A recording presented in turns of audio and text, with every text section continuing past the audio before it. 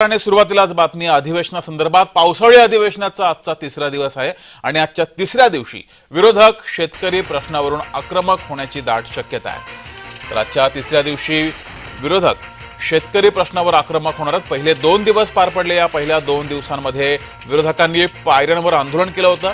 सत्ताधाऱ्यांविरोधात यावेळेस घोषणाबाजी सुद्धा केली गेली होती। एक दिवसापूर्वी म्हणजे दुसऱ्या दिवशी अर्थसंकल्प सुद्धा सादर झालेला आहे आणि या अर्थसंकल्पात शेतकऱ्यांसाठी अनेक योजनांची तरतूद केलेली आहे। मात्र आजच्या तिसऱ्या दिवशी विरोधक शेतकरी प्रश्नावर आक्रमक होण्याची शक्यता आहे।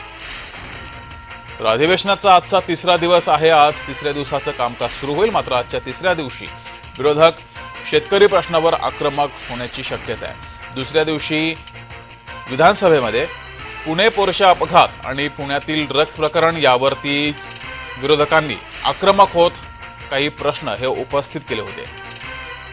अधिक माहिती घेऊया। आपले प्रतिनिधी मनोज दयाळकर हे आपल्या सोबत जोडलेले आहेत।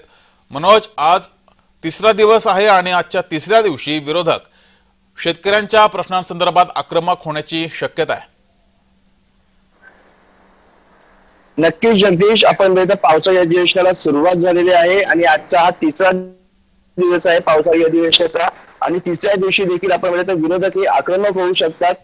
आपण बघितलं मागील 2 दिवसापासून विरोध एक आक्रमक झालेले आहेत। त्यांनी वेगवेगळ्या मुद्द्यावरती आपण बघितलं सत्ताधाऱ्यांना धारेवरती धरलं। त्यामध्ये आपण शेतकऱ्यांचा प्रश्न असेल, तसंच आपण बघितलं पुण्यातील ड्रग्ज प्रकरण असेल, तसेच आपण बघितलं पोर्शे कार प्रकरण असेल, तसंच आपण बघितलं बेरोजगारी आणि मोठ्या प्रमाणामध्ये असेल, तसंच वेगवेगळ्या अशा प्रश्नांवरती आपण विरोधकांनी सत्ताधाऱ्यांना धारेवरती धरलेला आहे आणि आजचा हा तिसरा दिवस आहे। तिसऱ्या दिवशी देखील विरोधक हे सत्ताधाऱ्यांना धारेवरती धरू शकतात आणि आपण काल पावसाळी अधिवेशनाच्या दुसऱ्या दिवशी अर्थसंकल्प हा मांडण्यात आला आणि अर्थसंकल्पामध्ये मोठ्या योजना देखील उपमुख्यमंत्री अजित पवार यांनी मांडल्या गेल्या। त्यामध्ये आपण महिलांसाठी मोठ्या प्रमाणात यामध्ये अंमलबजावणी करण्यात आली आहे। तसंच आपण युवा पिढीसाठी यामध्ये अंमलबजावणी करण्यात आलेली आहे आणि तसंच आपण वेगवेगळ्या अशा योजना घोषणा देखील अर्थमंत्री यांनी केलेल्या आहेत आणि आज देखील आपण बघू शकता, आज देखील तिसऱ्या दिवशी विरोधक हे सत्ताधाऱ्यांना धारेवर धरणार आहेत आणि आपण आज राज्यपालांचं भाषणावरती देखील आज या सभेमध्ये चर्चा केली जाणार आहे।